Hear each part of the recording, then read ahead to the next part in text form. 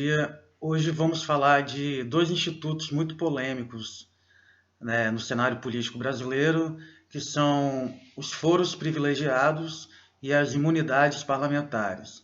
Bem, o que é o foro privilegiado, gente?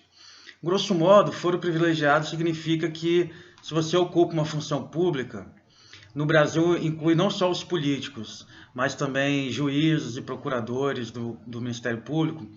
Você não vai ser julgado por um juiz de primeira instância. Você vai ser julgado por um colegiado de juízes. Então, por exemplo, imagine que você é um prefeito de uma cidade de Piúma, digamos assim. Desculpa, gente. Minha cachorra muito expressiva. Então, imagine que você é um prefeito de Piúma e você é acusado de corrupção. Aí imagina que você fosse ser julgado pelo juiz da comarca em que está situado Piúma. Bem, sendo Piúma uma cidade pequena, provavelmente o juiz é seu amigo ou seu inimigo, né? Dificilmente ele vai ser indiferente ou vai ser neutro para julgar o caso de um prefeito. Então, o correto é que o prefeito seja julgado no Tribunal de Justiça do Estado do Espírito Santo. A ideia, gente, não é proteger o prefeito, mas é proteger o voto popular.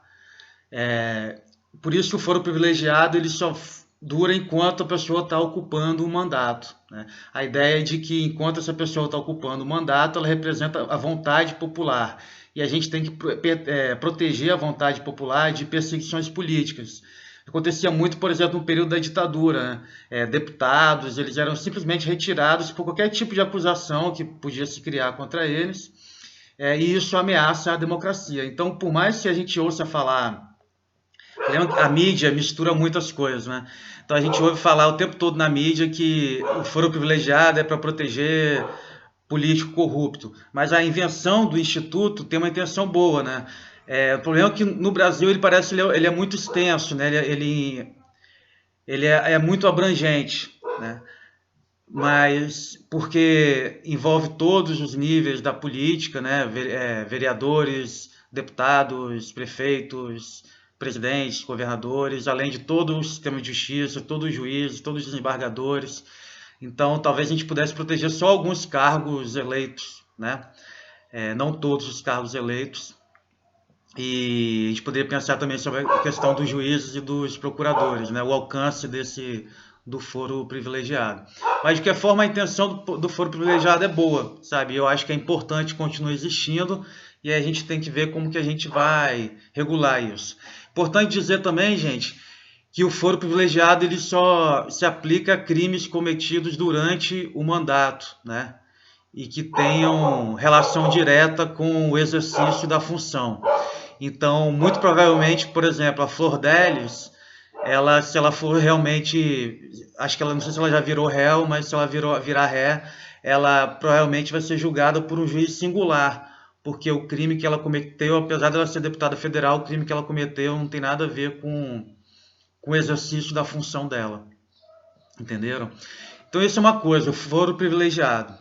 A outra coisa é a imunidade parlamentar. Ela tem dois aspectos. Um é a liberdade de expressão.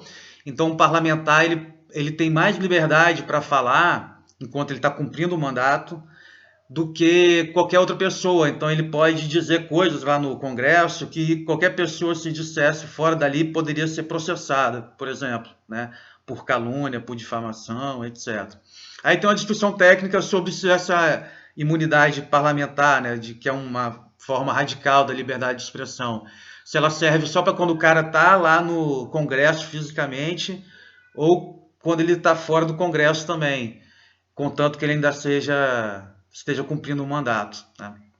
Tem essas discussões técnicas aí. Outro aspecto da imunidade parlamentar, além dessa liberdade de expressão, é que um parlamentar, ele só pode ser preso por ser pego cometendo um crime em flagrante, né? E mesmo assim ele tem que ter autorização do Congresso. Então vejam só, o Delcídio Amaral, acho que não sei, uns 5 anos atrás, ele foi gravado conversando com réus, com a família, aparece de réus da Lava Jato, pedindo para eles segurarem umas informações para não fazerem delação, porque ele tinha influência no Supremo Tribunal Federal. Então ele foi acusado de estar atrapalhando as investigações, obstrução de justiça, né? Aí ele não, em flagrante ele seria preso, mas como ele era um senador, aí o Senado teve que votar sobre se ele ia ser preso ou não. Então ele tem essa proteção durante o mandato. Acabou que decidiram que ele tinha que ser preso, sim.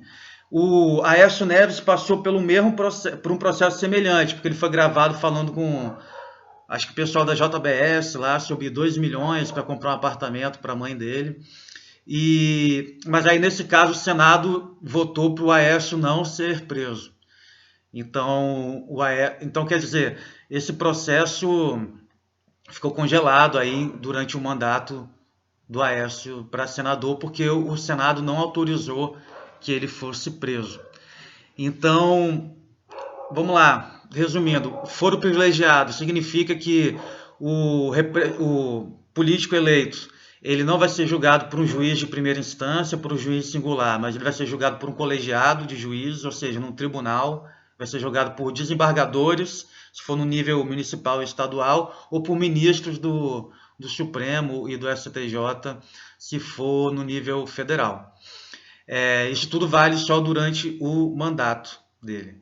A ideia é proteger o voto popular. E a imunidade parlamentar significa uma liberdade de expressão radical enquanto estiver ocupando o mandato, e também significa que, tendo cometido um crime e sendo pego em flagrante, cometendo esse crime, ele só pode ser preso se for liberado após uma votação pelo Senado ou pelo Congresso, os deputados ou senadores decidam que sim, ele tem que ser preso. Tá bom? Podem ser usadas para o mal essas instituições, mas a ideia que está por trás delas, gente, é proteger o voto popular. Por isso elas só duram durante o mandato, tá bom? Isso é importante no Brasil, porque a gente vem de períodos de ditadura, de perseguição, em que deputados e governadores eram removidos arbitrariamente, e a ideia dessas proteções aí, dessas prerrogativas por função, é justamente proteger o voto popular, tá bom?